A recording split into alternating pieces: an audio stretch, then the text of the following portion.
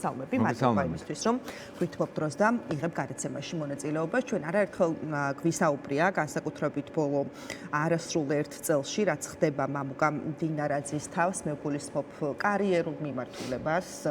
სუსის ხელმძღვანელის შემდეგ ხედავდით, როგორც განვითარდა მისი კარიერული ეტაპები, რაღაც უქმნიდნენ თანამდებობას, ჩინმედლებს კიდევდნენ და ასე შემდეგ და დღეს კი გითხრა დინარაძემ, რომ მე მივიღე გადაწყვეტილება, ივანიშვილსაც ველაპარაკე, კობახიძესაც, ისინი ძალიან წინააღმდეგები იყვნენ, მაგრამ ჩემი გადაწმუნება ვერ შეძლეს და მივდივარ ბიზნესში უნდა ვცადო ჩემი თავიო. რამდენად დამაჯერებელია ეს ვერსია თქვენთვის? არანაირად რა დამაჯერებელი არის ახლა იქ რომ დარჩენილი იყო თუნდაც პარტიის დონეზე მაინც დარჩენილი იმ წიაღში რომ დარჩენილი იყო დინარაძე ყველაფერს სხვაობს შეწირავდა ყველანაირად ყველაფერს გააკეთებდა იმისთვის რომ იმ სივრცეში დარჩენილი იყო.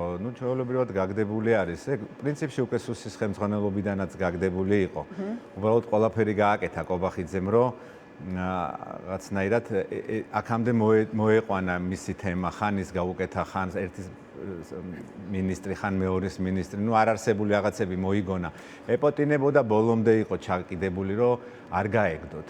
რომ გააგდეს ალბათ ის ყველაზე რეალური ვერსია, რაც ჩემი აღქმით ყველაზე სწორი არის, რასაც ლაპარაკობენ მისი თანაგუნდელებიც, ქართული ოცნების თან დაკავშირებული ადამიანები, როდესაც მას ახასიათებდა ყოველთვის ფული ყოველთვის უყვარდა.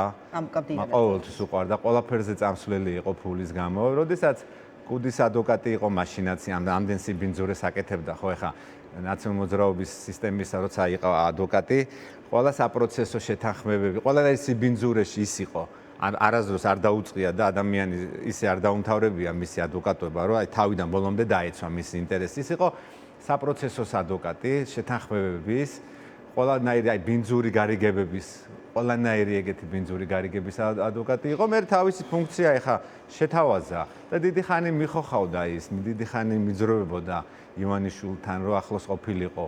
ყველაფერს თავაზობდა, ყველაფერს ლაპარაკობდა, ყველგან ინიციატივას იჩენდა, ესეთი კარგი პიონერი იყო რა სიბინძურის. მაშინ რა მოხდა? არაფერი, ასეც ამბობენ, უბრალოდ შეეხო იმ კოლცენტრის ფულს, რასაც თავის დროზე გადაყვა ლილუაშვილი და როგორც ჩანს, ეს ივანიშვილისთვის ეს წმინდა ფული არის ეს და მისი ნებართვის გარეშე და მისი განაწილების გარეშე ესე ხელის მოკიდება წაცდენა როგორც ჩანს, კარგად ისჯება. ფიქრობთ, რომ ფულის თემა არის რეალურად? მე ვფიქრობ, რომ თავიდან ბოლომდე, სუსიდან მისი გაშვების თემა, მე მგონია, რომ ფულის თემა არის. ისეთ ფულს შეეხო, რასაც თქვათ, არ უნდა შეხებოდა. ეხლა ნერწყვები უნდა წამოსულოდა, მაგრამ ხელი არ უნდა მოეკიდა. იმიტომ რომ დიდ ფულზე არის ხო მან ყოველთვის ლაპარაკი, ეხლა ძალიან რთულია გაუძლო ცდუნება. როდესაც ხარ დინარაძე ამ ფულის გამო რეები გაქვს ნაკადრები ცხოვრებაში და გაკეთებული და ეხლა რო ხედავ ამ დიდ რაოდენობას, როგორც ჩანს, ერთ-ერთი ვერსია რა, ჩემთვის ეს ძალიან სანდო ვერსია არის. ღარიბაშვილის ფაქტორი არ არის, როგორ ფიქრობ? თუ ეს როგორც თვითონ თქვა რაღაცნაირად უბრალოდ დამთხევა არის, რომ ღარიბაშვილი წერილს აკზავნის, სადაც წერს, რომ დინარაძეს წერილი ვიღაცის ხელით შემომიგზავნეს, სადაც თხოვდნენ კორუფციის აღიარებას.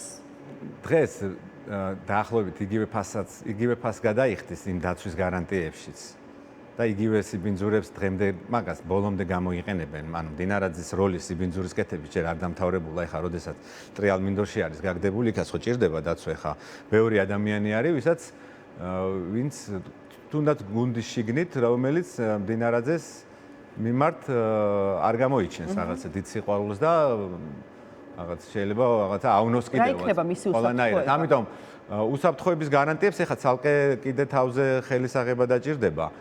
მე თუ გითხავთ, თუ ეს რეალობა არსებობს, იქაც რომ დაემტკიცებია ბოლომდე რომ რაღაცა კიდე ბოლომდე ერთგული არის, რა თქმა უნდა, აი იმ პერიოდში, აი ამ რაღაც სახელმწიფო მინისტრობის პერიოდში ეს ინიციატივები წამოიღეს ამბავი აქ გამოჩხერო ამ საქმეში, ეს ინიციატივები, რა თქმა უნდა, ექნებოდა მას, რომ იმას დაენახა, რომ ეს არ შეიძლება ამის გაწირვა, რომ ეს კიდე რაღაცაში გამოადგება, მაგრამ ამ ხალხმა ჭკუა ვერ ისწავლა. განსაკუთრებით ვერც სწავლობენ, აი დღეს თან აი 10 მყოშიც ვერ სწავლობს ეს ხალხი ჭკუას, ვინც იმ კაცის ირგვლივ არის, რომ ეს არის მათი მომავალი, მათი ბედი. ღარიბაშვილის ბედიც ეს არის. იყო და არის კიდევაც თქვენ თუ გონიათ ეხა რაღაცა შემოუტრიალდება, არაფერი არ შემოუტრიალდება. ზუსტად იგივე გაგრძელდება მისთვის ეს რუტინა, მაგრამ ეს ხალხი 10 მყოში ვერ განიცდის, რომ რაც არ უნდა შენ სიბინძური აკეთო, რაც არ უნდა კანონი არღვიო, რაც არ უნდა შენ თავზე ხელი აიღო, ხელი ჩაყო და შეასრულო ის, რაც ამ ქვეყნის მომავალი, ანუ ხელი შეუშალო ამ ქვეყნის მომავალს, ხო? დინარაძე არ უშლიდა ამ ქვეყნის მომავალს, ევროინტეგრაცია იქნებოდა, დამოუკიდებელი პროცესი იქნებოდა, დემოკრატიის პროცესი იქნებოდა.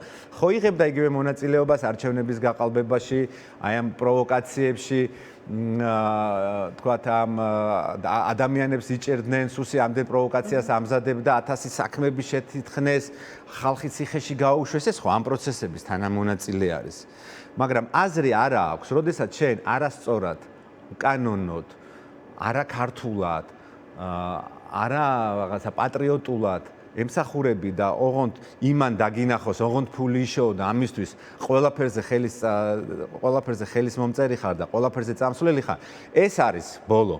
ყველას ბოლო ეს იქნება. ეხა არ იქნება, ხვალ იქნება. ხელისუფლების სულილების მერე გაცილებით უფრო მძიმე მდგომარეობა იქნება ამ ადამიანებისთვის. მე ვერ წარმომიდგენია დინარაძე როგორ უნდა იცხოვროს ამ ქვეყანაში. პირდაპირ გეუბნებით, აი მასაც ვეუბნები, აი როგორ უნდა იცხოვრო ამ ქვეყანაში შენ, როდესაც ქართული ოცნების ხელისუფლება არ იქნება და არანაირი დაცვის გარანტიები არ გექნება. ანუ ვინ გაგაჩერებს შენ ამ საზოგადოებაში? შენ ხორცმეტი ხარ, ზედმეტი ხალხი ხარ თქვენ ამ ქვეყანას ავნეთ.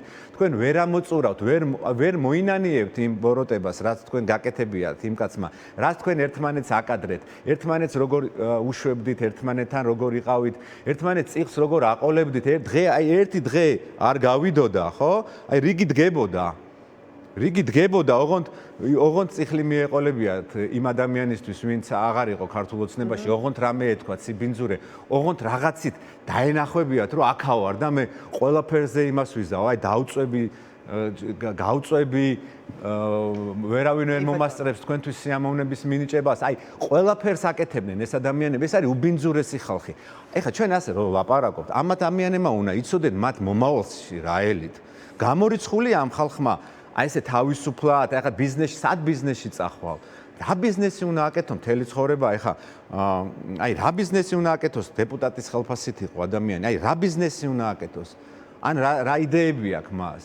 აი რა უნდა აკეთოს? მითხარ, ანუ გამოვიდა რომ რაღაცა მოკუჩებული აქვს და ეხლა წავა და შენებლობაში წავა. აი რა ბიზნესი უნდა, ან საიდან უნდა აკეთოს ბიზნესი? მთელი ცხოვრება საჯარო მოხელის ხელფასზე იყო, ხო, პარლამენტის წევრის ხელფასზე იყო. რა ბიზნესი უნდა აკეთო? საიდან აქვს ეს ბიზნესი? ან ვინ თუ გააკეთებენ, რა გონიათ რომ ამათ ეს ყველაფერი ეს იცი რა ამდენი მოიძოვა, რაღაცა მოინახირა ყველაფერი და ეს ყველაფერი და ეხა ბიზნესში წავიდა და всё ხელები დაიბანა. ვინ დაგაბანიებთ ხელებს? უნდა ვიცოდეთ თქვენ უბრალოდ რა გელით. უნდა გესმოდეთ თქვენ რა გელით.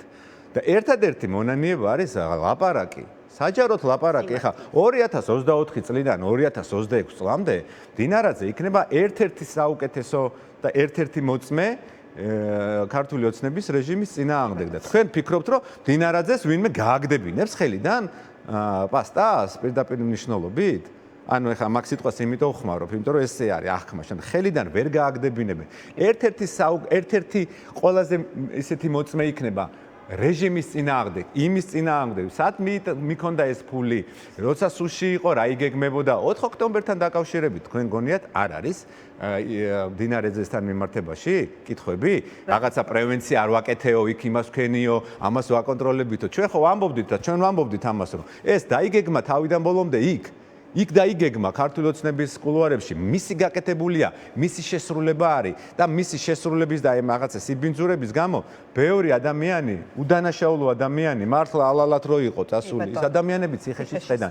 და აი ხა ამას ეს ყველაფერი უცებ ესე შერჩება? არაფერი არ შეგრჩება. ჯერ თვითონ ერთმანეთს თუ შეარჩენენ, მაქიდან დავიწყოთ დღეს დინარაძე ქართული ოცნების ბევრი და მასთან დაკავშირებული ადამიანებისთან დასაცავი იქნება, იმიტომ რომ ძალიან ბევრი ადამიანის მიმართ აქვს ბოროტება. საკუთარი გუნდის წევრების მიმართ რო აქვს მაგ ხალხს ერთმანეთზე ნაკეთები. შეიძლება მაგდენი უცხო ადამიანზე არა აქვს ამდენი ბოროტება მიყენებული. იცი რა მინდა გკითხო, აი თქვენ ბრძანეთ რომ გამოსავალი იქნება თუ ლაპარაკი უნდა დაიწყოსო და მოდი მინდა რომ გადავიდე ღარიბაშვილის ნაწილზე ამ კონტექსტში. თითქოს ალაპარაკდა ღარიბაშვილი, მაგრამ აი მის წერილებში ალაპარაკდა, აი მაგას ვაზუსტებ ზუსტად. მის წერილებში თან არაფერს არ ამბობს. თან ამბობს რომ იბრძვის, მაგრამ არავის არ ებრძვის. თან რაღაცა პერსონალურად ივანიშვილს არ ურტყამს. ახსენებს მდინარაძეს და რაღაცა თითქოს ივანიშვილს ეუბნება რომ მე ისევ იგივე ირაკლი ღარიბაშვილი ვარ, ეს ციტატაა მისი წერილიდან, მაგრამ გუნდმა გამწირა, მომატყუეს, დამემუქრნენ და ასე შემდეგ. რა ხდება ღარიბაშვილი? როგორ ერთმანეთს გახსოვთ როგორ რა სიტყვებით როგორ აქებდნენ, რომ რაღაცა რწმენის დამცველი, საქართველოს გადამრჩენი და ეს ხალხი, რომელსაც ავიცი, ხა ისტორიულად რო აიღო ეგ დამსახურება, მთელი მომავალი ისტორიამ შენზე უნდა ილაპარაკოს, ერთ-ერთ დიდ ქართველზე და უცებ აღმოჩნდა, რომ ეს ადამიანები არიან ჩვეულებრივი ბიუჯეტის ქურდები, ჩვეულებრივი მოღალატები არიან, კლასიკური მოღალატები არიან. ეხლა კობახიძეს რაც ამოვიდა იმ დღეს პირიდან ამ გიორგევსკის ტრაქტატზე, ადამიანები 1800 პირველი წლის ოკუპაციას ამართლებენ. ეს ხალხი არის კლასიკური მოღალატები არიან. ანუ მაგათ გონიათ, რომ უბრალოდ სიტყვებზე მათ პასუხს არავინ არ მოთხოვს. 1800 პირველ წელს რომ ამ ქვეყანაში შენ ამართლებ. შენ პასუხს კი არ მოგთხოვთ. უბრალოდ ამ ქვეყანაში ვერ გაჩერდებით ვერც ერთი. ვერ იცხოვრებთ, ვერც თქვენი აი მაგ 1800 პირველი წლის გამპრავებლები, ვერც ის პოსტავები, ვერავინ ვერ გაუძლებთ იმ წნეხს და აი მართლა სამართლიანობას, რაც თქვენ და სამართალს, რაც თქვენ თავზე მოხდება.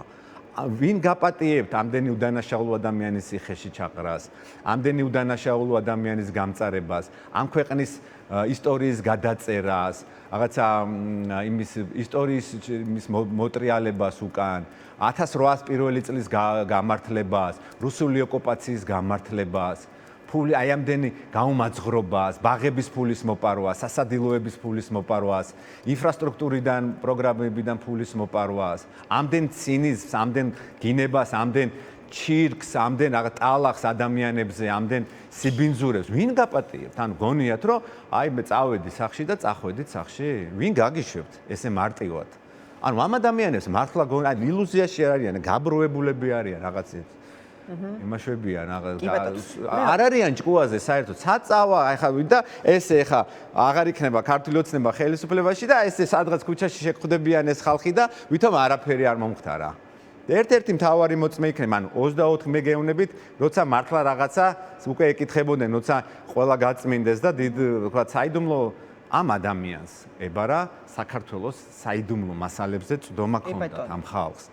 მე რა ვიცი დინარაძემ ან რა გაყიდა, ან ვის რა მიყიდა, ფულის გულისთვის რომ ყველაფერს კადრულობს. მე აი რა ვიცით ამ ხალხს რეები აქვს უბრალოდ, რა საიდუმლო აქვს გაცემული, ან ვისთან ითანამშრომლეს აი ბოლო პერიოდის განმავლობაში, ან ვისი ინტერესები დააინტეგრირებს, ვისა აქვს წვდომა ჩვენს სპეცსამსახურების საიდუმლო მასალაზე. ანუ ადამიანი ჩვენ ხო არ ვიცით ამ ადამიანებს კიდე რა აქვთ ნაკეთები, ამიტომ ესე რომ უბრალოდ ეს კაცი სადღაც სახში წავიდა, ვინ გაგიშვებს ესე მარტივად სადმე?